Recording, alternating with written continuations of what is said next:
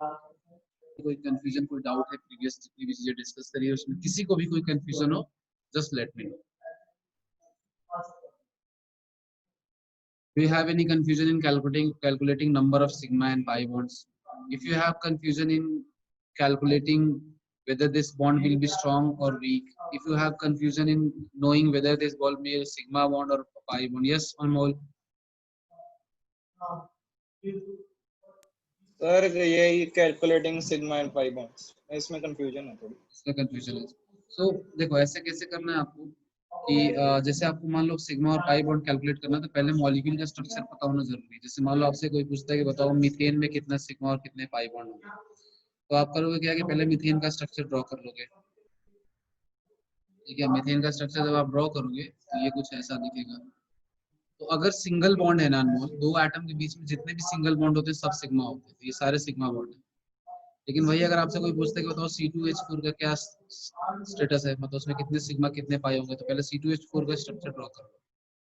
Ethene है ये, मतलब इथीन है ये, तो इथीन कुछ ऐसा बनेगा. अब इथीन में देखो यहाँ पे सिंगल बॉन्ड है तो ये सिग्मा, ये सिग्मा, ये भी सिंगल बॉन्ड है, ये भी सिग्मा, ये भी सिंगल बॉन्ड है, ये भी सिग्मा. यहाँ पे दो बॉन्ड है तो एक सिग्मा होगा और एक पाई होगा. ध्यान दो कि जब भी दो बॉन्ड होंगे तो एक सिग्मा और एक पाई होगा, तीन बॉन्ड होंगे तो एक सिग्मा दो पाई होंगे. मतलब सिग्मा एक ही बनता है दो एटम के बीच में, दो एटम्स के बीच में एक ही सिग्मा बनेगा. तो आप किसी भी दुनिया में कोई भी, जैसे एक मेंस में एक क्वेश्चन आया था कि P4O10 में कितने सिग्मा और कितने पाई बॉन्ड होंगे. ठीक है, जेई मेंस में. तो हालांकि P4O10 का स्ट्रक्चर मैं आप लोगों को बताता हूँ, जिससे बोनस कंटेंट कि थोड़ा आपको समझ में आया तो अच्छी बात है, नहीं समझ में आया तो और अच्छी बात है. P4O10 का स्ट्रक्चर कैसे ड्रॉ करते हैं. सबसे पहले स्ट्रक्चर ड्रॉ करने का जो गोल्डन कोई रूल नहीं है, स्ट्रक्चर ड्रॉ करने का कोई रूल नहीं है, कुछ ट्रिक्स. ट्रिक्स ये है कि आप जब भी स्ट्रक्चर ड्रॉ करो तो कोशिश करो कि मॉलिक्यूल सिमेट्रिकल बने. जरूरी नहीं है कि वो सिमेट्रिकल हो, कोशिश करो. कोशिश करना मतलब ये कि मोस्टली सही हो जाता है अगर आप सिमेट्रिकल मॉलिक्यूल ड्रॉ करते हो. बट ऐसा जरूरी नहीं कि हमेशा ट्रू हो. तो क्या करते हैं, P4O10 है, 10 ऑक्सीजन लगाने, 4 फास्फोरस, मतलब एक फास्फोरस से ऑन एन एवरेज कितना लग रहा है 2.5. 2.5 ऑक्सीजन का तो कोई मीनिंग है नहीं, मतलब ये कहीं ना कहीं आपस में भी शेयर हो रहा होगा. हो सकता है कि दो ऑक्सीजन मिलके दो में शेयर हो रहा हो, तो वो 1-1 हो गया, ऐसा कुछ करके हो रहा होगा. तो चलो सबसे पहला काम करते हैं कि सबसे पहले डबल बॉन्ड वो लगा देते हैं हर जगह, क्योंकि डबल बॉन्ड वो तो होगा, इतने सारे ऑक्सीजन है तो एक डबल बॉन्ड वो तो होगा ही.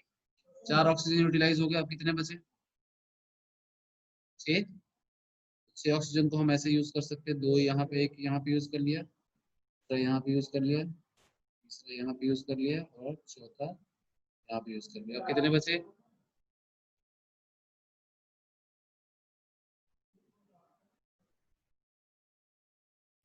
यहाँ ध्यान दोगे कि ये दोनों यहाँ पे ये इंटरसेक्ट नहीं करेगा. ये जो दूसरी लाइन में बना रहा हूँ वो इंटरसेक्ट नहीं करेगी. ठीक है, तो ऐसे ड्रॉ करता हूँ मैं अलग कलर से. क्या होता है कि ये प्लेन के अंदर है, जैसे एक जैसे फास्फोरस ऊपर नीचे ऐसे है, तो एक ऑक्सीजन का बॉन्ड ऐसे बाहर की तरफ आया प्लेन के, और दूसरा जो पीछे वाला है वो अंदर की तरफ है, इधर अंदर की तरफ मेरी तरफ ऐसे. समझ रहे हो, तो वो इंटरसेक्ट नहीं कर रहे हैं, एक बाहर है और एक अंदर है पीछे की तरफ. समझ आ रही है आपको बात. ये P4O10 का स्ट्रक्चर है. अब जब तक स्ट्रक्चर पता नहीं होगा तब तक आप सिग्मा और पाई बॉन्ड कुछ नहीं पता कर सकते. लेकिन अभी स्ट्रक्चर पता चल गया आपको, तो देखो आपको पता है कि सर यहाँ पे एक पाई है, यहाँ पे दूसरा पाई है, यहाँ पे तीसरा पाई है, यहाँ पे चौथा पाई है. क्यों, क्योंकि डबल बॉन्ड जहाँ होगा वहाँ एक पाई तो होगा ही होगा. बाकी सारे सिग्मा बॉन्ड है, 1 sigma, 2 sigma, 3 sigma, 4 sigma, 5, 6,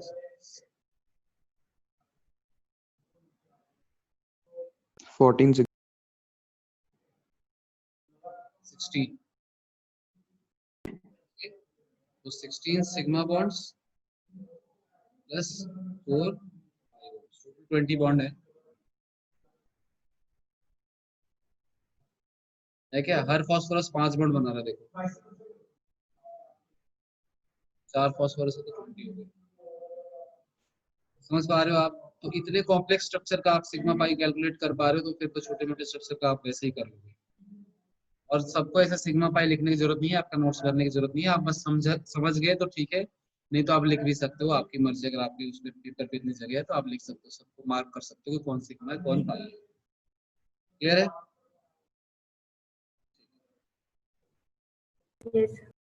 yes sir.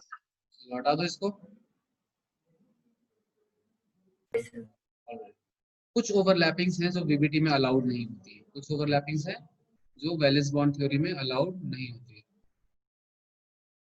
Sir case of three bonds जब होंगे सृष्टि तो एक सिग्मा होगा, दो पाई होंगे। हमेशा याद रखोगे जितने बॉन्ड्स हो, दो एटम के बीच की बात कर रहा हूँ, ये भी ध्यान रखना। कोई भी दो एटम के बीच में जितने भी बॉन्ड है एक ही सिग्मा बॉन्ड हो सकता है, बाकी सारे पाई होंगे। और तीन से ज्यादा बॉन्ड होते नहीं है इनफैक्ट। तो जैसे मान लो कोई आपसे पूछता है कि बताओ नाइट्रोजन के एन ट्रिपल बॉन्ड एन में कितने सिग्मा और कितने पाई बॉन्ड है, आप बोलोगे कि वहां पे वन सिग्मा प्लस टू पाई। ठीक है, आपसे कोई पूछता है कि बताओ इसके ट्रिपल बॉन्ड ये है तो इसमें कितने सिग्मा और कितने पाई है, तो यहाँ इन दोनों के बीच में तो एक ही बॉन्ड है तो ये सिग्मा होगा। यहाँ भी एक ही बॉन्ड है तो ये सिग्मा होगा। यहाँ तीन बॉन्ड है तो एक सिग्मा होगा, बाकी के दो पाई होंगे, इस तरह से। चलो और बताओ, और किसी को कोई कंफ्यूजन है तो आप बोलोगे सर आपको कैसे पता कि नीचे वाला सिग्मा है या ऊपर वाला सिग्मा है, तो मुझे नहीं पता और किसी को नहीं पता है, तो किसी को भी सिग्मा बता सकते हो, किसी को भी पाई बता सकते हो। Point is there are two sigma, one sigma bond, there is one sigma bond and two pi bonds. ठीक है, तो इस तरह से आपको इसको सोचना है। नेक्स्ट किसी को डाउट है तो बताइए।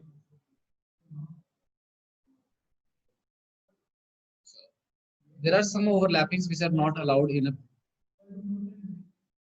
PBT theory। मतलब वैलेंस बॉन्ड थ्योरी में कुछ कुछ ओवरलैपिंग है जो अलाउड नहीं है, जो कि क्योंकि वो कुछ रिजल्ट नहीं आता है। जैसे जीरो ओवरलैपिंग होती है, एक ओवरलैपिंग होती है जिसको हम लोग बोलते हैं जीरो ओवरलैपिंग। कैसे कि अगर मान लो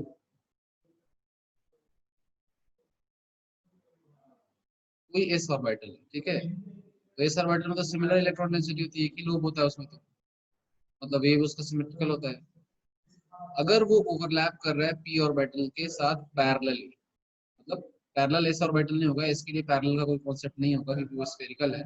मान लो कि पी ऑर्बिटल इसको अप्रोच कर रहा है पैरेलली, सिग्मा बॉन्ड तो इनके बीच में हमने पता कर लिया था कि एस ऑर्बिटल यहाँ है, उसकी एक लोब से पी का एक लोब एक्सियली ओवरलैप करेगा तो सिग्मा बॉन्ड बनता है। बट अगर मान लो ऐसी ओवरलैपिंग हो रही है तो इसमें एक ऑपोजिट फेज में होगा और एक इस फेज में होगा, और ये हमेशा एक ही फेज में होता है एस ऑर्बिटल। जब इसको ऐड करोगे तो ये ओवरलैपिंग हो जाएगी कुछ ऐसी, ये यहाँ आ जाएगा। अब ये इलेक्ट्रॉन नहीं है, ये प्रोबेबिलिटी दिखाने का तरीका है, ठीक है। और जो पी वाला होगा वो क्या करेगा, वो इस एस से ऐसे ओवरलैप करेगा।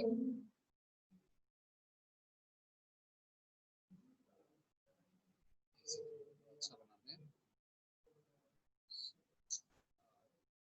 नहीं चला गया। चलो ये एस ऑर्बिटल है और यहाँ पे आपका पी ऑर्बिटल है, इन दोनों की अपने को करानी है ओवरलैपिंग। जब आप ओवरलैपिंग कराओगे तो ये एस ऑर्बिटल होगा आपका, ठीक है, और यहाँ पे ये पी ऑर्बिटल होगा आपका, ऐसे ओवरलैप करेंगे। इसको थोड़ा सा बना लो ओवरलैपिंग जैसा दिखे, यही दिक्कत है इसमें। 10 बार बनाता हूँ ऐसे, पहले मैं पी ही बना लेता हूँ, एक काम करता हूँ, पी नहीं जा रहा ना, पहले पी ऑर्बिटल बना लेते हैं, फिर जो एस ऑर्बिटल है वो कुछ ऐसे ही से ओवरलैप कर रहा है, ठीक है। इस तरह की ओवरलैपिंग है अगर है तो ऐसी ओवरलैपिंग अलाउड नहीं होती है, और इस तरह के ओवरलैपिंग को हम क्या बोलते हैं, zero overlapping. Such overlappings are called zero overlapping. और जीरो आप इस बात से मत सोचना कि सर प्लस प्लस तो प्लस ही हो जाएगा, ऐसा वैसा जीरो नहीं है, इसका नाम है जीरो ओवरलैपिंग, मतलब इससे कोई रिजल्ट नहीं आता, ठीक है। ऑपोजिट फेज में और सेम फेज में है तो ये दोनों सेम फेज वाले ऐड हो जाते हैं और दोनों ऑपोजिट फेज वाले जो सब्सट्रैक्ट हो जाते हैं, ठीक है, तो इसका कोई रिजल्ट नहीं है, नल है। तो this kind of overlapping is not allowed. दूसरा है नेगेटिव ओवरलैपिंग। नेगेटिव ओवरलैपिंग उसमें क्या होगा कि दो पी के ऑपोजिट लोब अगर ओवरलैप कर रहे हैं, मतलब plus minus plus minus plus, इस तरह के ओवरलैपिंग भी अलाउड नहीं होगी। लैटरली लैटरली के एक्सियली भी अलाउड नहीं होगी इस तरह के overlapping,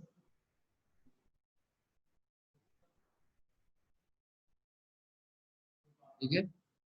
plus minus plus minus, ये भी अलाउड नहीं होगी। इस तरह के ओवरलैपिंग को हम बोलते हैं नेगेटिव ओवरलैपिंग। तो ये दोनों तरह की ओवरलैपिंग्स हम लोग नहीं करेंगे, कभी भी होता भी नहीं है पीपीटी में। माइनस प्लस का तो ये वाला एक्सेल वाला तो वैसे भी नहीं होता है, ऐसा ये भी नहीं होता है, ठीक है। दोनों सेम फेज में होंगे तभी होता है, ऐसे माइनस प्लस वाले का भी नहीं होता है, ये ओवरलैपिंग नहीं होती। तो इस तरह कुछ ओवरलैपिंग है जिनका हमें ध्यान देना है कि वो हमें नहीं करवाना है। क्लियर है सबको? Yes, sir. Yes, sir. चलिए अब हम लोग बात करते हैं एक्सटेंडेड बैलेंसिंग की।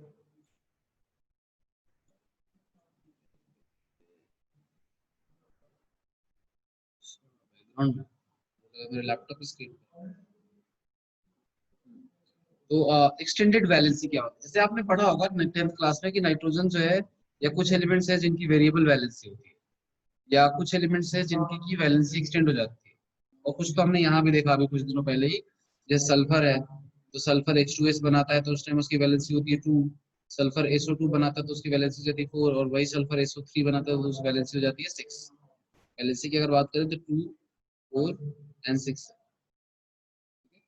तो जैसे वैलेंस बॉन्ड थ्योरी ने पहली बात तो कही कि किसी भी एलिमेंट के वैलेंस शेल में जितने इलेक्ट्रॉन है सारे पार्टिसिपेट कर सकते हैं बॉन्ड फॉर्मेशन में, और दूसरी बात साथ में उसने ये भी कह दिया कि भाई जो इलेक्ट्रॉन्स है वो अनपेयर्ड ही होने चाहिए बॉन्ड बनाने के लिए। तो अगर इस लॉजिक से हम लोग देखें, इस लॉजिक से अगर हम लोग देखते हैं तो एक्चुअली में बॉन्ड फॉर्मेशन होगा कैसे, मैकेनिज्म ऑफ बॉन्ड फॉर्मेशन और मैकेनिज्म ऑफ ऑर्बिटल्स को हम लोग देखते हैं। मैकेनिज्म ऑफ ऑर्बिटल्स या सिचुएशन कह लो, कुछ भी कह लो, ड्यूरिंग बॉन्ड फॉर्मेशन।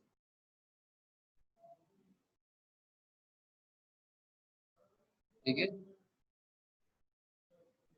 ठीक है, इसको बोल सकते हो वैलेंसी एक्सटेंशन। कैसे वैलेंसी एक्सटेंड करते हैं? जैसे सबसे सिंपल मॉलिक्यूल लेके हम लोग चलते हैं, कहाँ से वैलेंसी के एक्सटेंशन का कॉन्सेप्ट शुरू होता है।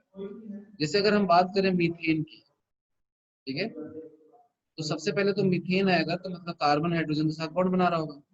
तो हाइड्रोजन की अगर हम बात करें तो हाइड्रोजन का जो इलेक्ट्रॉनिक कॉन्फ़िगरेशन होगा वो हो जाएगा 1s1। तो आपको पता है कि हाइड्रोजन के s में एक अनपेयर्ड इलेक्ट्रॉन है तो यही बॉन्ड बना रहा होगा। जहां भी देखो यार कोई चीज नहीं लगे, कोई चीज कंफ्यूजिंग लगे तो बता देना कि सर मुझे समझा दो वापस। दूसरा इसमें एलिमेंट जो पार्टिसिपेट कर रहा है बॉन्ड फॉर्मेशन में वो है कार्बन। तो कार्बन का जब हम इलेक्ट्रॉनिक कॉन्फ़िगरेशन लिखेंगे, वैसे जब भी बॉन्डिंग करते हैं तो हम लोग वैलेंस शेल कॉन्फ़िगरेशन लिखने की कोशिश करते हैं, लेकिन आप ऐसा कर सकते हो कि आप पहले स्टार्टिंग में सारे लिख लो। तो इसका हो जाएगा 1s2 2s2 एंड 2p। तो ये इसकी वैलेंस है, दिस इज वैलेंस शेल। तो वैलेंस शेल में 4 इलेक्ट्रॉन है, ठीक है। कार्बन की अगर वैलेंस शेल बात करें तो 2s2 एंड 2p। अगर इसके बॉक्स वाइज ड्रॉ करो तो ये कुछ ऐसा होगा, p में एक ऑर्बिटल, s में एक ऑर्बिटल होता है और p में 3 ऑर्बिटल्स होते हैं। जब यहाँ पे ड्रॉ करोगे तो p2 में 2 इलेक्ट्रॉन। अब आप यहाँ पे आ जाओ इस लाइन पे, each orbital should have 1 electron, ठीक है, और या तो एक में 2 हो और दूसरे में 1। यहाँ पे अगर हम देखें कार्बन के सिनेरियो तो वो ऐसा है कि चलो ये अनपेयर्ड है, इसने तो एक बॉन्ड बना लेना है। समझेंगे सब लोग ध्यान से कि सर ये अनपेयर्ड है, इसने एक बॉन्ड बना लेना है किसी के साथ, मान लो हाइड्रोजन के साथ ही बना लेता है यहाँ पे, ठीक है। हाइड्रोजन के साथ इसने बॉन्ड बना लिया, हाइड्रोजन का एक हाइड्रोजन के साथ। ये भी सर अनपेयर्ड है, चलो इसने भी एक हाइड्रोजन के साथ बॉन्ड बना लिया, ठीक है। इसने भी हाइड्रोजन के साथ ऑपोजिट स्पिन का कोई इलेक्ट्रॉन उठाया और उसके साथ बॉन्ड बना लिया। पर ये तो सर पेयर्ड है, और पेयर्ड इलेक्ट्रॉन तो बॉन्ड बनाते नहीं है। पेयर्ड इलेक्ट्रॉन्स जो है वो तो बॉन्ड बनाते नहीं है। तो वो क्या रहा है यहाँ पे, कार्बन से कार्बन बना कैसे रहा है?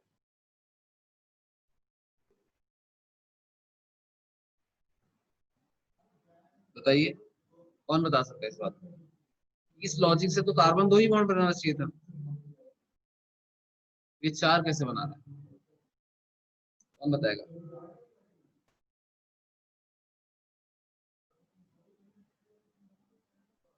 कोई बता सकता है?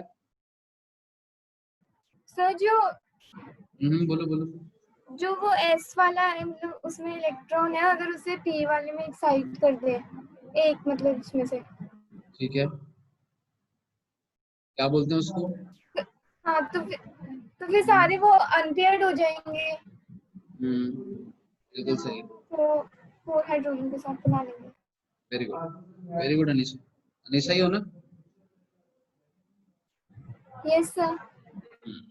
देखो क्या होता है कि जब भी बॉन्ड फॉर्मेशन होता है तो क्या होता है कि बॉन्ड फॉर्मेशन ऐसा आइडियल एकदम ऐसा जरूरी नहीं है कि जैसा इसका एटॉमिक स्ट्रक्चर मतलब एटॉमिक स्ट्रक्चर में जैसा हमने उसके इलेक्ट्रॉनिक कॉन्फ़िगरेशन किया है वैसा ही वो बॉन्ड फॉर्मेशन के टाइम में भी करे। अगर उसको बॉन्ड फॉर्म करने से फायदा हो रहा है तो वो क्या करेगा, देखते समझते इस बात को।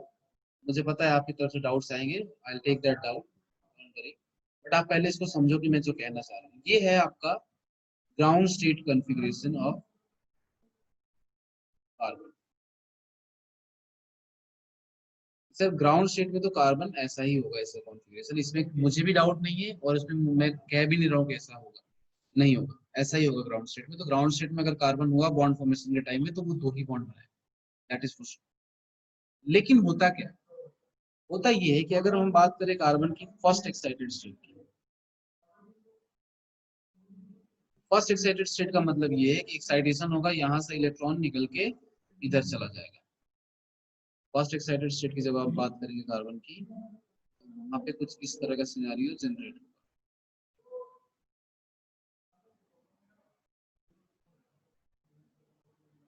ठीक है, कुछ इस तरह का सिनेरियो जनरेट होगा। क्या हुआ सर, ये जो इलेक्ट्रॉन है वो निकल के यहाँ चला गया।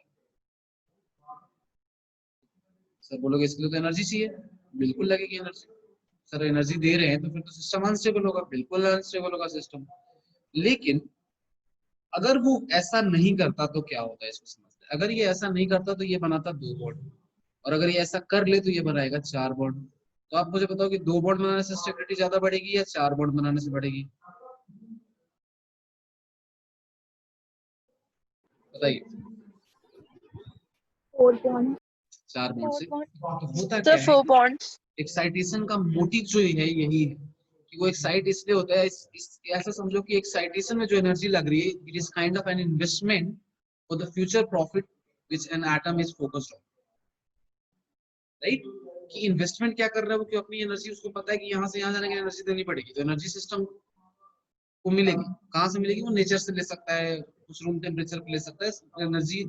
जो अपना यूनिवर्स है that is a reservoir of energy, बहुत सारे फॉर्म ऑफ एनर्जीज हैं जिसको कि कोई मॉलिक्यूल और कोई सब्सटेंस गेन करके एक फॉर्म से दूसरे फॉर्म में नेचुरली भी कन्वर्ट होता है ना। हर बार हमें एनर्जी देने की जरूरत नहीं पड़ती है, जैसे फोटोसिंथेसिस के लिए हम थोड़ी एनर्जी दे रहे हैं, होता है अपने आप, होता है नेचुरली होता है। तो एनर्जी जैसे इस कार्बन को मिल सकती है नेचर से, अगर वो एक्साइटेड स्टेट में चला जाता है, फर्स्ट एक्साइटेड स्टेट में, so now it has, earlier it had only 2 unpaired electrons, ठीक है, 2 अनपेयर्ड इलेक्ट्रॉन्स। अब इसके पास कितने हैं, 4 अनपेयर्ड इलेक्ट्रॉन्स। अब ये 4 बॉन्ड बना सकता है, ठीक है। तो कार्बन हमेशा फर्स्ट एक्साइटेड स्टेट में ही बॉन्डिंग करता है, ये भी ध्यान रखना। तो इससे क्या हो गया कि अब कार्बन 4 बॉन्ड बना सकता है किसी के साथ भी, एक इधर से बना लेगा, दूसरा इधर से बना लेगा, तीसरा इधर से बना लेगा और चौथा इधर से बना लेगा, किसी भी हाइड्रोजन के साथ। यहाँ पे जो CH4 में बॉन्डिंग होती है वो ऐसी ही होती है, ठीक है। ये हाइड्रोजन है, हाइड्रोजन का 1s, हाइड्रोजन का 1s, हाइड्रोजन का 1s, हाइड्रोजन का 1s, इस तरह से बॉन्डिंग होगी मीथेन। किस क्लियर है, किसी को डाउट है तो बताओ।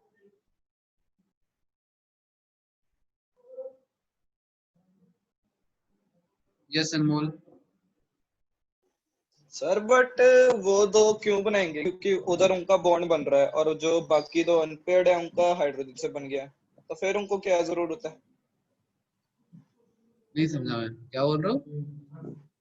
सर जैसे ये जो दो इलेक्ट्रॉन थे ये अलग अलग होके चलते, तो फिर 4 बॉन्ड बने। अगर पहले ही उनका बॉन्ड बना हुआ है, बाकी जो दो अनपेयर्ड है उनका हाइड्रोजन से बन गया, तो फिर जरूरत क्या थी इसकी। पहली बात अनमोल, पहले बॉन्ड नहीं बना हुआ है, पहले 2 इलेक्ट्रॉन है उसके, जो ग्राउंड स्टेट में एटॉमिक स्ट्रक्चर में जो हमने पढ़ा था, ये जो आप पहले देख रहे हो, आई थिंक आप एटॉमिक स्ट्रक्चर में नहीं थे, ये जो देख रहे हो ना, ये बॉन्ड फॉर्मेशन का नहीं है, ये एटम का भी एक अपना इलेक्ट्रॉनिक कॉन्फ़िगरेशन होता है, उसके अकॉर्डिंग ये इलेक्ट्रॉन्स अरेंज है, ठीक है। दूसरी बात, आप इसको ऐसे समझो कि मान लो कि आप जेम्स कैम्ब्रिज स्कूल में पढ़ रहे हो, राइट, हाँ जी और sir. James Cambridge school Vasal group का है, वसल ग्रुप के 3 से 4 स्कूल है। अब 3 से 4 स्कूल हैं, लेकिन फिर भी 2 स्कूल, एक स्कूल शायद वो चंडीगढ़ में स्टार्ट करेंगे, लुधियाना में एक स्कूल स्टार्ट कर रहे हैं, तो क्यों, जरूरत क्या है उनको करने की? जब अपने ऑलरेडी 2 स्कूल अच्छा चल रहा है, तुम्हारे स्कूल भी अच्छा चल रहा है, आईवी भी अच्छा चल रहा है, फिर वो जरूरत क्या है करने की? बताओ। हाँ जी सर, फैकल्टी सॉरी, ताकि और बढ़े, क्या बढ़े? वैसा स्ट्रेंथ बढ़े स्कूल की, ऐसा बाबू भैया, जैसे और बच्चे। ऐसा। हाँ पैसा सर। ठीक है, तो पॉइंट इज बिजनेस है, देखो सब कुछ बिजनेस है, तो ये बिजनेस के फॉर्म में चलती चीजें। वैसी एटम और मॉलिक्यूल के लिए मोस्टली अगर कोई चीज उसकी स्टेबिलिटी को बढ़ा रहा है, मतलब उसको थोड़ा सा कंफर्ट दे रहा है, या उसकी, तो ये फ्यूचर इन्वेस्टमेंट के लिए ऐसा कर रहा है कि मतलब फ्यूचर ग्रोथ के ओके लिए। सर। अभी अगर ये एनर्जी दोगे आप इसको, अभी अगर आप इसको एनर्जी दोगे तो एक्साइट होके चला जाएगा, उसमें एनर्जी इन्वेस्ट हो रही है, लेकिन वो इन्वेस्टमेंट कहीं ना कहीं इसको आउटपुट दे रहा है। फॉर एग्जाम्पल, जैसे मैं आप लोगों को बताता हूँ एक एग्जाम्पल, रियल एग्जाम्पल, ऐसे समझो। आ गया सर, समझ आ गया। हाँ, अब नेक्स्ट हम लोग देखते हैं कि जैसे मान लो आपको सल्फर की बात करते हैं हम लोग। सल्फर से समझोगे तो तुम्हें बहुत सारी चीजें समझ में आएंगी। सल्फर को लेके चलते हैं। सल्फर का इलेक्ट्रॉनिक कॉन्फ़िगरेशन क्या होगा, वैलेंस शेल कॉन्फ़िगरेशन क्या होगा, 3s2 3p, ये होगा सल्फर का वैलेंस शेल कॉन्फ़िगरेशन। ऑक्सीजन का होता है 2s2 2p4, सल्फर का होगा 3s2 3p4। वैलेंस शेल क्यों लिख रहे हैं?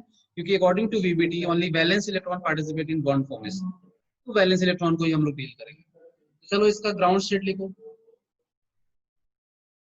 ग्राउंड स्टेट लिखोगे आप तो s में 2 इलेक्ट्रॉन, 2 इलेक्ट्रॉन मैंने s में लिख दिए। p में 4 इलेक्ट्रॉन है सर, तो p के 3 ऑर्बिटल होते हैं।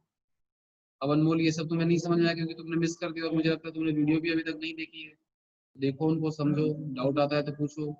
तो सर 3 इलेक्ट्रॉन पहले फिल करेंगे, फिर 2 इलेक्ट्रॉन फिल करेंगे। तो अभी सर इसके पास कितने अनपेड इलेक्ट्रॉन है, कौन बताएगा? सर 2।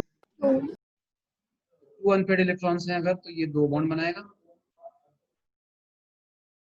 ठीक है, बिल्कुल सही। अब 2 बॉन्ड बनाएगा तो यहां से हम बोल सकते हैं कि सल्फर इन ग्राउंड स्टेट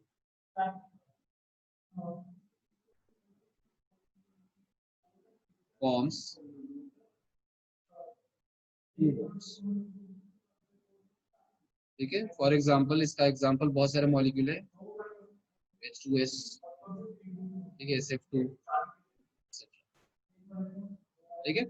ये तो सल्फर ग्राउंड स्टेट में फॉर्म करता है, कार्बन है नहीं करता है। कार्बन का ग्राउंड स्टेट बहुत अनस्टेबल होता है, क्योंकि आप देखोगे ग्राउंड स्टेट में उसका ऑक्टेट भी कंप्लीट नहीं होता, सल्फर का हो जा रहा है, इसलिए वो ग्राउंड स्टेट में भी करता है। अब अगेन बोलोगे सर ऑक्टेट तो कोई बेसिस ही नहीं है, बेसिस नहीं है, बट ऑब्जर्वेशन की वजह से बोल रहे हैं। फैक्ट ये है कि कार्बन नहीं करता है, तो उसको एक्सप्लेन हम इस तरह से कर सकते हैं, चलो उसका ऑक्टेट कंप्लीट नहीं हो रहा है इसलिए नहीं करता। समझ रहे हो बात को या नहीं समझ? फैक्ट मुझे पता है, फैक्ट आपको पता है, कार्बन 4 बॉन्ड तो मिनिमम बनाता ही बनाता है ना? तो इस फैक्ट को हमें एक्सप्लेन करना होगा, तो हम उसी तरीके से करेंगे जो पता है ऑक्टेट के हिसाब से, but octet is not the parameter, ये भी हमें पता है। खैर, अब इसकी बात करते हैं फर्स्ट एक्साइटेड स्टेट की। फर्स्ट एक्साइटेड स्टेट में क्या होगा, कोई एक इलेक्ट्रॉन, तो सर इसके पास जाएगा कहाँ इलेक्ट्रॉन, तो जगह ही नहीं है। मुझे पता है इसका आंसर अनीशा करेगी। अनीशा बताओ इसका क्या आंसर होगा?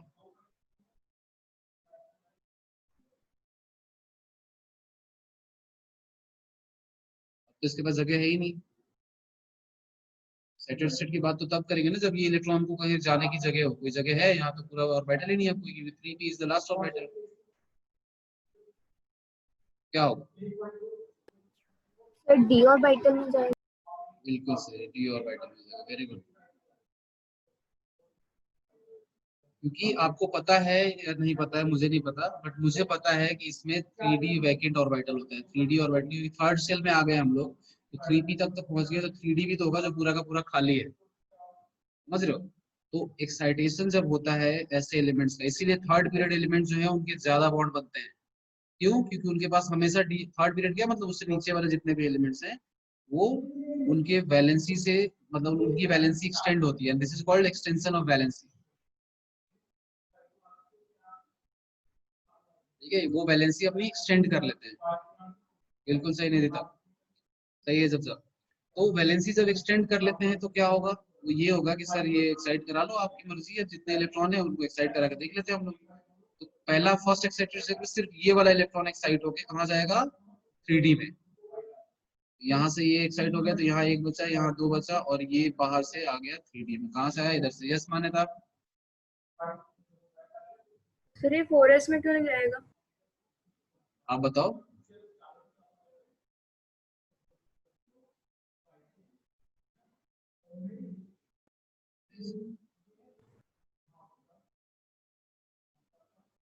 आप बताओ 4s में क्यों नहीं जाएगा?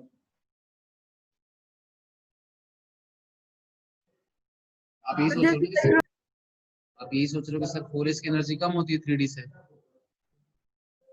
इलेक्ट्रॉन 4s में जाना चाहिए। पहली बात मान लेता हूँ वो एटम्स में होता है ऐसा, जब मॉलिक्यूल बनता है तो ऐसा नहीं होता है 4s 3d। दूसरी चीज की अगर 4s में चला जाएगा तो उसके पास वैलेंस इलेक्ट्रॉन तो एक ही रहेगा ना, फिर जो 4s में इलेक्ट्रॉन है वही वैलेंस है। जहाँ इधर 4 बॉन्ड बना रहा था वहां फिर एक ही बॉन्ड बनाएगा। क्या समझे? नहीं समझे? सर ये नहीं समझे। अगर 4s में इलेक्ट्रॉन चला जाएगा माने तो उसका वैलेंस शेल 4 हो गया ना, 4th शेल हो गया ना। Yes sir. अगर 4th शेल हो गया तो 4th शेल में कितने इलेक्ट्रॉन होंगे? एक जो गया इधर से, यस सर। तो एक ही बॉन्ड बनाएगा वो, तो बाकी इधर अनपेड रह जाएंगे अंदर वाले। तो ओके वैलेंस सर। शेल को हमें मेंटेन रखने की, वैलेंस शेल सेम, कभी भी एक्साइटमेंट ऐसा नहीं होगा बॉन्ड बनाने के लिए कि वो 3d से 5d में चला जाए और उसका बॉन्ड बने, नहीं पॉसिबल है। हो सकता है उसकी एनर्जी कम हो बट इलेक्ट्रॉन वहां नहीं भेजेंगे हम लोग, वहां भेजेंगे जिससे कि उसी सेल में रहे इलेक्ट्रॉन, सेम सेल में रहे। और वो जो एनर्जी ऑर्डर हमने पढ़ा है गाइस, प्लीज आप ध्यान रखेंगे कि इन जनरल मॉलिक्यूल फॉर्मेशन के टाइम में एनर्जी प्रिंसिपल क्वांटम नंबर के हिसाब से वेरी करता है। ठीक है, वो हमने पढ़ा एटम्स में इलेक्ट्रॉन्स का अरेंजमेंट पढ़ा, इलेक्ट्रॉनिक कॉन्फ़िगरेशन के लिए पढ़ा, बट ठीक है चलो अच्छा डाउट है। तो ये हो गया फर्स्ट एक्साइटेड स्टेट। और फर्स्ट एक्साइटेड स्टेट में इसके पास कितने अनपेड इलेक्ट्रॉन है कौन बताएगा? 4। तो आप लिखोगे in first excited state sulphur forms,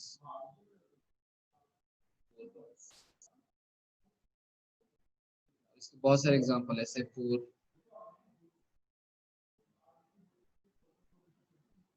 चलो प्रीति बताइए SF4 का स्ट्रक्चर क्या होता है?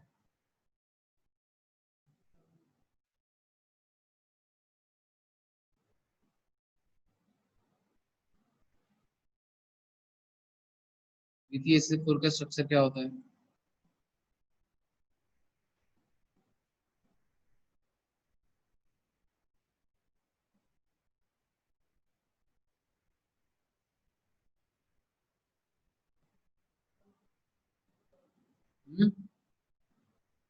प्रीति या तो अपनी माइक ठीक करो या अपना इंटरनेट, मुझे नहीं पता। हाँ सही है, बन के रखो। मंसीरत क्या बात कर रहे हो यार, SF4 का टेट्राहेड्रल कैसे होगा, वापस सोचो।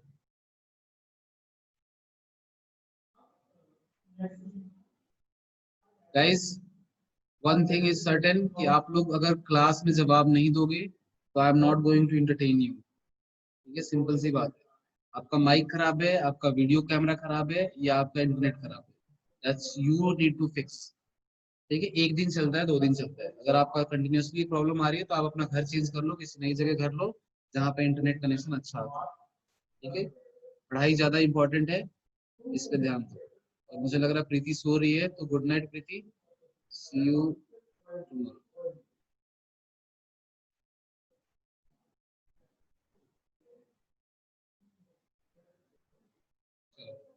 बाकी लोग कौन है भाई?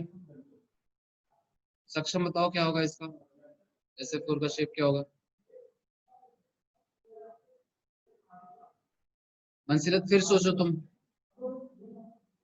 निदिता आप भी सोचो, गलत सोच रहे हो। जब जाब तुम्हारा भी गलत है, अनीशा का भी गलत है, सिर्फ एक ने सही दिया है, मंसिरत ने। उसका शेप पूछ रहा हूँ मैं, वो ये नहीं पूछ रहा हूँ कि उसकी बेसिक स्ट्रक्चर क्या होगा उसका। हाँ अरमान बिल्कुल सही, पर आगे तो बोलो। मुस्कान गलत, मान्यता सही, किसान तुम्हारा भी सही है, जॉय गलत हो गया, जब जाब सही, आप सही हुआ तुम्हारा। देखो जो उसका बेसिक स्केलेटन है वो उसका शेप नहीं होगा। हाँ अंकुर सही है, जो बेसिक स्केलेटन है वो उसका शेप नहीं होगा। सृष्टि सही है आपका, नवलीन आप फिर से सोचो।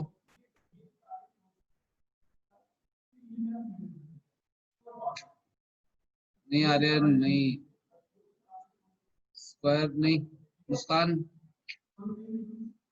इससे 4 यार, स्टेरिक नंबर इसका हो गया 5।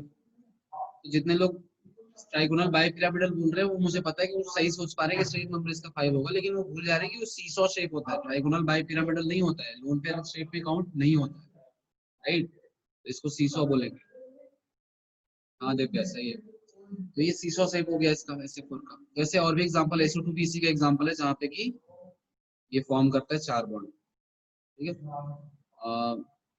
और कौन सा एग्जांपल हो सकता है? और भी बहुत सारे एग्जांपल हो सकते हैं। SH4 नहीं होता, हाइड्रोजन 4 नहीं हो सकता एक सल्फर के साथ, उसके भी रीजन है, आगे पढ़ेंगे हाइब्रिडाइजेशन के टाइम। लेकिन ये कुछ एग्जांपल्स हैं। वैसे जब अगर आप जाओगे सेकेंड एक्साइटेड स्टेट में, सेकेंड एक्साइटेड में जो ये S का ऑर्बिटल इलेक्ट्रॉन है वो भी इधर चला जाएगा एक्साइट होकर। सेकेंड एक्साइटेड स्टेट में इसके पास 6 इलेक्ट्रॉन होंगे, बैलेंस इलेक्ट्रॉन, मतलब 6 unpaired balance electrons.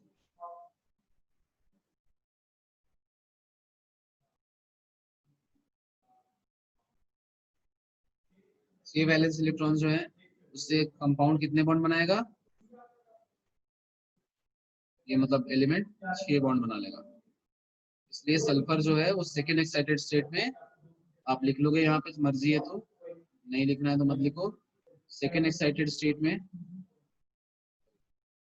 Second excited state में कितने फॉर्म करेगा? 6 बॉन्ड्स।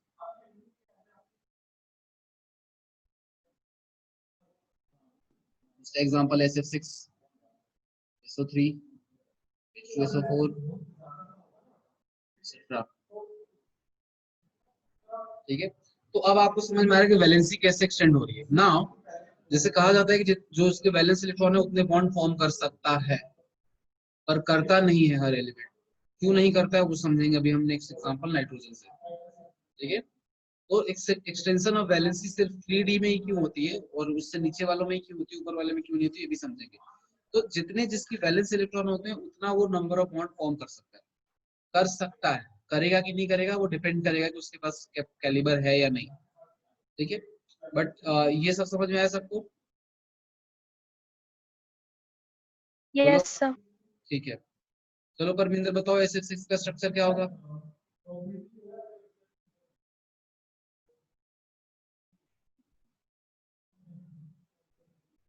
किसका सर? SF6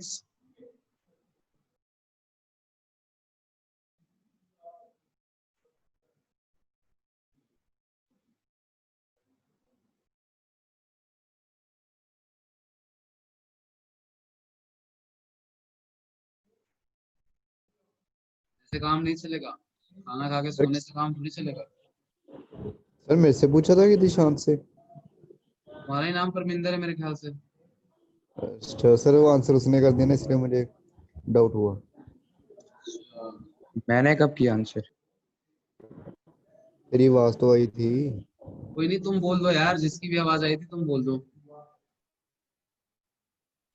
सर सर इसका 90 डिग्री होता है शायद एंगल, और तो मुझे पता नहीं, स्ट्रक्चर ऑक्टाहेड्रन बताया हुआ है तो होता है। बताओ मुझे इतना आता है, केमिस्ट्री आती तो मैं यहाँ थोड़ी होता। Octahedron sir. सही है। किसी ने बता दिया क्या पीछे से तुमको, या खुद बताया? नहीं सर, मैं स्क्रीनशॉट भेज देता हूँ। स्क्रीनशॉट किसका भेजोगे? चैट का। हाँ? चैट का कि नहीं बताया? इससे क्या स्क्रीनशॉट हो सकता है? खैर चलो, नेक्स्ट जो अपना मॉलिक्यूल है या कोई भी एटम ले सकते हैं हम लोग। चलो हम लोग ये देखते हैं कि नाइट्रोजन की वैलेंसी 5 होती है, मतलब वैलेंस इलेक्ट्रॉन्स 5 होते हैं। नाइट्रोजन में 5 वैलेंस इलेक्ट्रॉन्स हैं, पर नाइट्रोजन 5 बॉन्ड नहीं बना सकता, but it can't form 5 bonds, ठीक है। whereas phosphorus does so। ऐसा क्वेश्चन पूछा जा सकता है, मतलब ये नॉर्मली मैंने बना लिया, बट आपसे पूछा जा सकता है, मे बी पॉसिबिलिटी है। खैर नहीं भी पूछा था तो हम समझते हैं इस बात को कि नाइट्रोजन 5 बॉन्ड क्यों नहीं बना पाता है और फास्फोरस बना लेता है, सीधी ग्रुप है। या ऑक्सीजन इतने बॉन्ड्स क्यों नहीं बना पाता जितना सल्फर बना रहा same group. Oxygen max to max 3 bond बनाता है और सल्फर 6 बॉन्ड बनाता है। तो इसका क्या लॉजिक हो सकता है? तो चलो नाइट्रोजन और फास्फोरस को लेके समझते हैं हम लोग। बहुत लोग इसका आंसर कर रहे हैं ऑलरेडी, बिल्कुल सही है। जब बिल्कुल सही आंसर है आपका sir, because of vacant D orbital. ठीक है, जैसे समझते हैं, जैसे नाइट्रोजन का अगर आप वैलेंस शेल कॉन्फ़िगरेशन ड्रॉ करोगे तो कुछ ऐसा होगा कि एस में इसके होंगे 2 और पी में होंगे 3, टोटल 5 वैलेंस इलेक्ट्रॉन ऐसे इसमें अरेंज होते हैं। ये है इसका 2s और ये इसका 2p। वहीं फास्फोरस का करोगे तो उसका भी कुछ ऐसा ही रहेगा, क्या, s में 2 और p में 3, बस 2 की जगह वो 3 हो जाएगा। इसका 2s था तो इसका 3s हो जाएगा, 3s एंड 3p। ठीक है, अब आप ध्यान दो, नाइट्रोजन को हम इसके अलावा फर्स्ट एक्साइटेड स्टेट में नहीं ले जा सकते, मतलब यहां से हम इसको एक्साइटेशन नहीं करा सकते, नो एक्साइटेशन पॉसिबल। क्यों बताइए?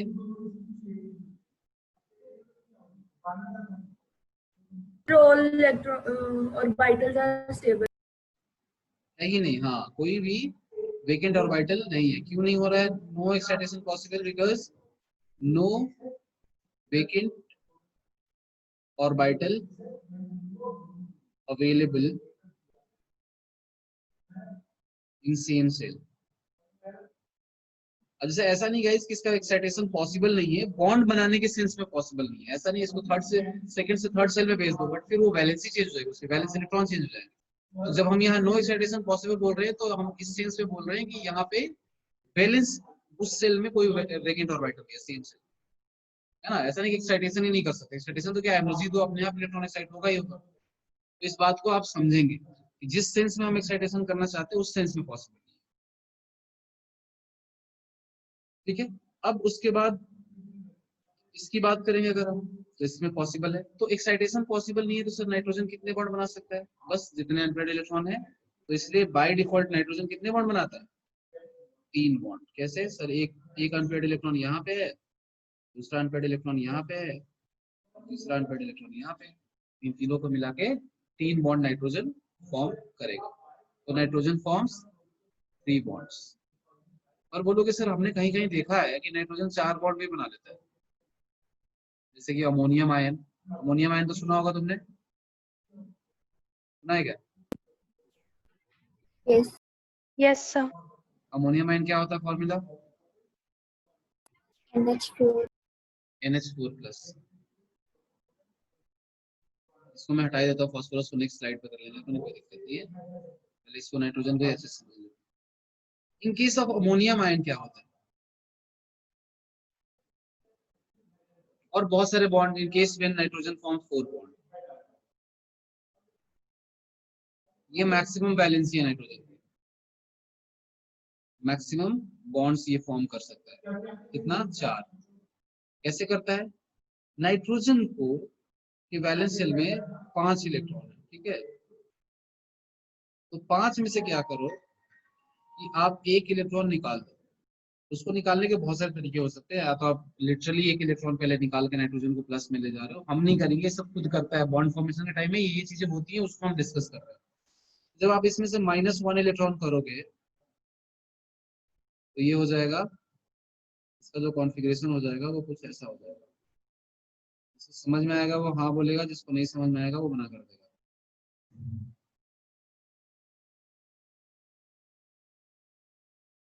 बोलो किसको किसको ये बात समझ में आ गई?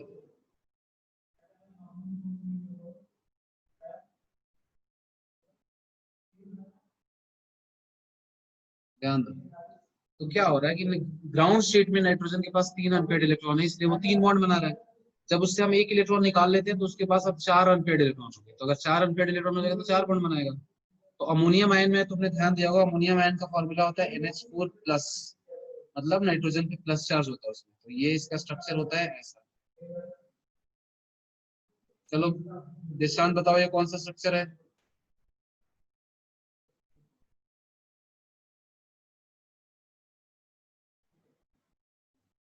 निदिता आप बताओ अमोनियम आयन का स्ट्रक्चर क्या होगा?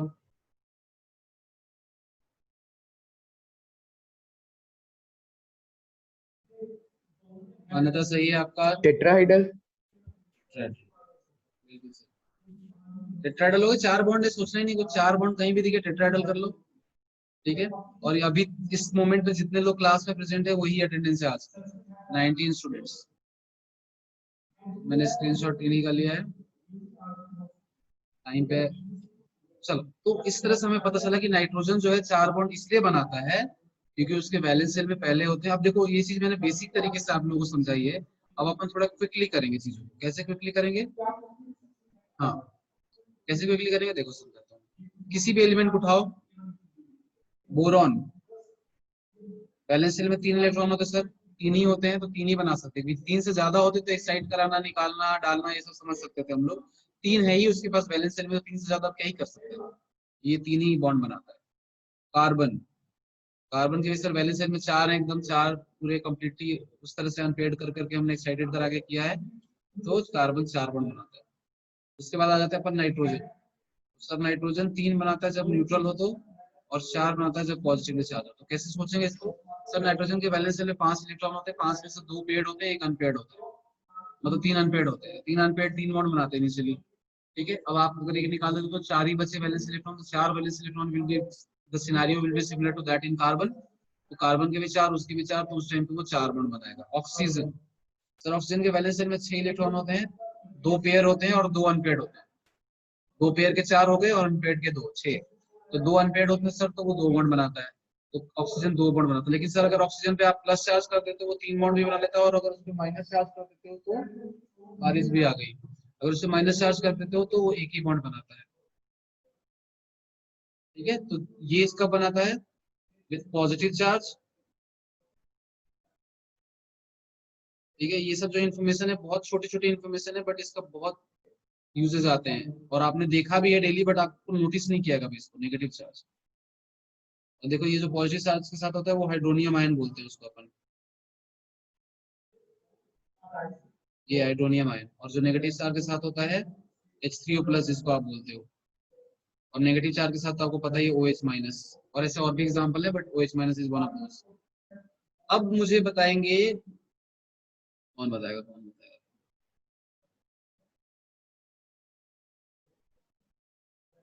यस,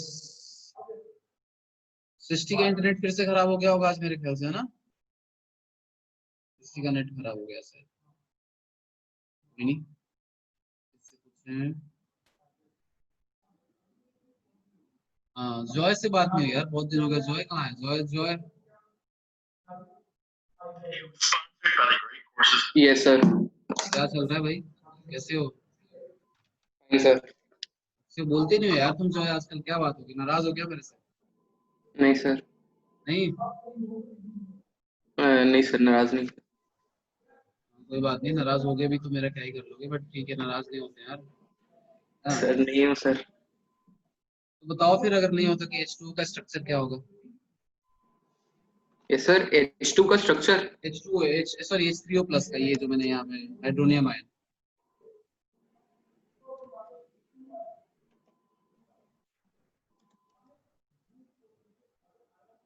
बताओ क्या होगा स्ट्रक्चर इसका?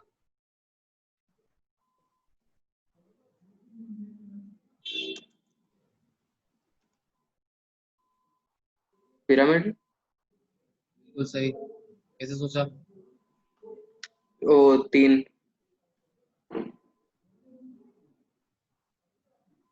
तीन? ये सर वो 3 बॉन्ड बने हुए थे, मतलब हाइड्रोजन 3 थे तो वहां पे। गूगल किया ना तुमने? आंसर सही बताओ। No sir. गूगल नहीं है। अगर गूगल नहीं किया और तुमने सही आंसर बोले तो इसका मतलब तुमको इसका पता होगा एक्सप्लेनेशन क्या है।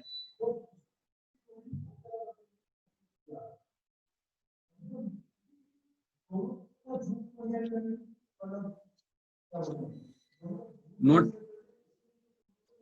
नेट कर लिया सर आप, कोई मतलब नहीं पढ़ाने का।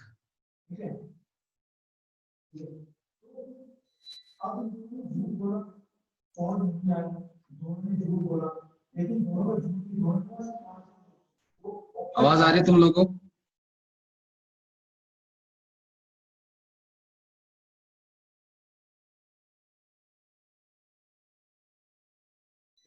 ये है यही सीन है, देखो यार, लाइट कट जाती है और इंटरनेट चला जाता है। ये अपन रह रहे 21st सेंचुरी में, फोन से इंटरनेट चलाना पड़ रहा है। चलो, तो हाँ, जो मैं बात कर रहा था कि ये हाइड्रोनियम आयन का तुमने गूगल तो कर लिया, और कोई बात नहीं, ऐसा मत किया करो यार, गूगल करने का फायदा थोड़ी है। देखो पिरामिडल गाइस इसलिए है ये, क्योंकि पिरामिडल होने की वजह से इसके पास क्या है, 3 बॉन्ड है, ठीक है, और एक लोन पेयर है। क्योंकि ऑक्सीजन के पास 2 लोन पेयर होते हैं, एक इलेक्ट्रॉन निकाल लिया आपने तो लोन पेयर का इलेक्ट्रॉन अनपेयर्ड हो गया। तो अनपेयर्ड वाले ने तो हाइड्रोजन के साथ बॉन्ड बना लिया, लेकिन एक लोन पेयर तो रह गया ना। तो ये similar to structure of NH3, 3 bond pair और एक लोन पेयर। क्या समझे? हाँ, आवाज आ रही? रुको यार, वीडियो थोड़ा बंद करता हूँ थोड़ा। यस सर, अब आ गई। तो इस तरह से आपको सोचना है इसके बारे में। तो ऑक्सीजन क्यों नहीं बना सकता 4 बॉन्ड? क्योंकि सर 4 बॉन्ड बनाने के लिए वैलेंस इलेक्ट्रॉन 4 होने चाहिए, अनपेयर्ड वो भी, और 4 अनपेयर्ड ऑक्सीजन में पॉसिबल नहीं, क्योंकि 4 अनपेयर्ड ऑक्सीजन लाने के लिए आपको पहले तो 2 इलेक्ट्रॉन निकालने पड़ेंगे, 2 पॉजिटिव चार्ज, और 2 पॉजिटिव चार्ज के बाद तो वैसी चीजें डिफिकल्ट हो जाती हैं, उसके लिए वैसे बहुत ज्यादा एनर्जी चाहिए। खैर, ऑक्सीजन के बाद बात करते हैं अपन फ्लोरीन की। फ्लोरीन के वैलेंस शेल में कितने इलेक्ट्रॉन होते हैं? 7। सर 7 में से एक ही अनपेयर्ड होगा, तो ये एक ही बॉन्ड बनाता है फ्लोरीन। फ्लोरीन एक से ज्यादा बॉन्ड कभी दुनिया में आज तक नहीं बना पाया है, क्योंकि दुनिया में कोई एलिमेंट नहीं है और कोई एलिमेंट बना नहीं है जो फ्लोरीन से इलेक्ट्रॉन ले ले। देख रहे हो? सोचो, इस सब चीजों को सोचोगे तो तुमको अपने आप आंसर मिलने लगेगा हर चीज का। केमिस्ट्री बहुत लॉजिकल लगने लगेगी तुमको। दुनिया में कोई एलिमेंट बना ही नहीं है जो फ्लोरीन से इलेक्ट्रॉन ले ले। ये स्टेटमेंट क्यों मैं बोल रहा हूँ,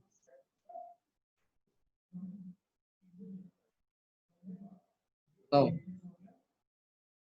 हाँ, जब अपन दोनों एक ही जगह रहते हैं यार, अभी तो देखो तुम्हारी भी इलेक्ट्रिसिटी चली गई, मेरी भी इलेक्ट्रिसिटी चली गई, तो हम दोनों डिस्कनेक्ट हो गए, तो टेंशन मत लो। चलो, तो बताएगा कि मैं ये बात क्यों बोल रहा हूँ कि फ्लोरीन, कोई दुनिया में कोई एलिमेंट बना नहीं जो फ्लोरीन से इलेक्ट्रॉन ले ले।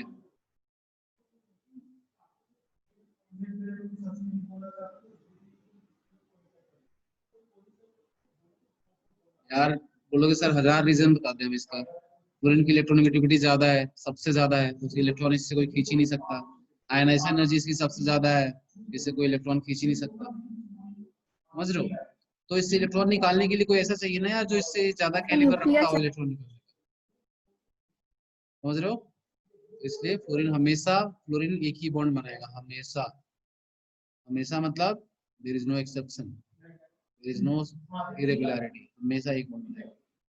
ठीक है, कभी कभी एडिशनल मतलब बॉन्ड बना ले वो अलग चीज है, वो मतलब मेन बॉन्ड एक ही बनाता है फ्लोरीन। बाकी हाइड्रोजन बॉन्डिंग वगैरह होती है, वो साइड बॉन्डिंग, वो सब अलग चीजें, वो हम लोग जब पढ़ेंगे तब पढ़ेंगे। बट फ्लोरीन ऐसे ही बॉन्डिंग करता है। तो ये चीजें जो हैं उनको आप लोग थोड़ा और पढ़िए इसके बारे में। कल की क्लास से हम लोग डिस्कस करेंगे हाइब्रिडाइजेशन, तो उसको भी पढ़ के आइए। आज के लिए मैं इतना ही रखूंगा। जो भी मैंने आज डिस्कस किया उसको घर पे बैठ के आज एक बार फिर से आप लोग उस इन्फॉर्मेशन को अपने दिमाग के साथ प्रोसेस कराइए, उस इन्फॉर्मेशन को, और उसको समझने की कोशिश कीजिए। Because I am sure that there are students who haven't got everything clearly, but still they assume that they have. तो आप ऐसा मत कीजिए, उसको समझिए, नहीं तो फिर बाद में मैं सीधे कॉन्सेप्ट यूज करूंगा कि देखो इसके 3 बॉन्ड, इसके 2 बॉन्ड, इसके 1 बॉन्ड, तो फिर आप ऐसे करते रहना और आप समझते रहना। Thank you very much, see you tomorrow.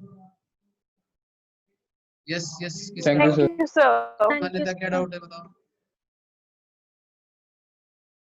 जैसे कोई मॉलिक्यूल है तो उसमें अगर हम पूछे कि एक एटम के अराउंड कितने वैलेंस इलेक्ट्रॉन्स हैं, तो इंडिविजुअली जिस एटम के जितने होंगे वही होंगे, या फिर मॉलिक्यूल बनने के बाद हम ऑलराइट, हाँ, मॉलिक्यूल बनने के बाद देखते हैं हम लोग।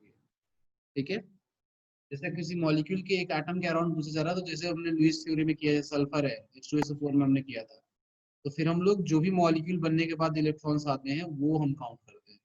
तो आपसे कोई पूछे कि सल्फर के अराउंड कितने इलेक्ट्रॉन्स है, तो आप बोलोगे सल्फर के अराउंड 12 इलेक्ट्रॉन्स। ठीक है, वैलेंस इलेक्ट्रॉन्स भी सेम ही होंगे, 12 ही होंगे। नहीं, सल्फर एटम के वैलेंस इलेक्ट्रॉन तो 6 ही होंगे, लेकिन इस मॉलिक्यूल में कोई वैलेंस इलेक्ट्रॉन नहीं रहा ना, अब तो मॉलिक्यूल बन गया ये। मॉलिक्यूल का वैलेंस इलेक्ट्रॉन थोड़ी होता है, एटम का होता है ना वैलेंस इलेक्ट्रॉन। Yes. ठीक है, बैलेंस सेल में बोल सकते हो कि सल्फर के बैलेंस सेल में आप 12 इलेक्ट्रॉन आ सकते हैं बाय शेयरिंग। बट आप दोनों सेंटेंस में डिफरेंस समझना या डिफरेंशिएट कर पाना खुद से कि क्या पूछा जा रहा है, उसको लॉजिकली आप थोड़ा सोचोगे तो आपको समझ में आ जाएगा क्या पूछा जा रहा है। ठीक है, थैंक यू सर। इसको कोई डाउट है? सर हाँ, सर फॉस्फोरस नॉर्मली कौन सा ऑक्साइड बनाता है? फास्फोरस नॉर्मली कौन सा ऑक्साइड बनाता है? ओके, देखो फास्फोरस के नॉर्मली बहुत सारे ऑक्साइड होते हैं वैसे तो। मैं इसको मैं रेस करूँ सबको। फास्फोरस तो बहुत सारे ऑक्साइड बनाता है, जैसे P2O5 बनाता है, P2O3 भी बनाता है, एंड P4O10 भी बनाता है। मतलब ये है, इसका कुछ कॉमन है, ये तो P2O5 या P4O10 प्लस 5 स्टेट में जनरली एक ऑक्साइड बनाता है। बट ऐसा नहीं है, कुछ एक फिक्स नहीं होता है, कोई भी बना सकता है। बस स्टेबिलिटी की अगर बात करो तो P4O10 ज्यादा प्रेफर करता है, मतलब फास्फोरस, या फिर P2O5, सेम ही है, दोनों डाइमराइज फॉर्म एक दूसरे के। Okay? और बताओ,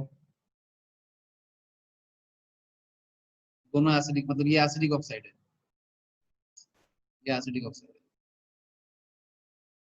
नॉन मेटालिक ऑक्साइड है। यस, जब आप क्या डाउट है बताइए। सर वो पिछली स्लाइड एक बार पिछली स्लाइड तो मैंने इरेज कर दी, सर, ये वाली। उसमें आपने एक आपने एटम बनाया था, ऑक्सीजन पे प्लस चार्ज था और उसके ऊपर एक लोन पेयर था और नीचे 3 हाइड्रोजन थे, वो कैसे किया था सर? वैसे किया तो मैंने इसी मार्कर से था, बट मैंने बताया ये था कि ऑक्सीजन के वैलेंस शेल में कितने इलेक्ट्रॉन होते हैं, जब आप तुम बताओ। 6 में से तुमने एक प्लस चार्ज का मतलब एक इलेक्ट्रॉन निकाले, तो कितने बचे? 5। और 5 में से 3 बॉन्ड बना रहा है ये, कितने बचे? ओके, तो एक लोन पेयर हो गया, 2 बचे, तो 2 बचे तो हो गया एक लोन पेयर और 3 बॉन्ड पेयर। एक लोन पेयर और 3 बॉन्ड पेयर, तो ये अमोनिया जैसा नहीं हो गया स्ट्रक्चर इसका?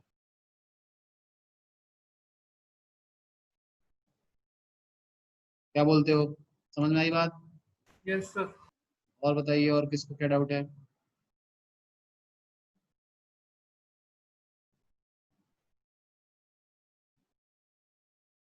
बाकी सबको सब कुछ समझ में आ गया? All right then, thank you very much, see you tomorrow. Thank you sir. Thank you, sir.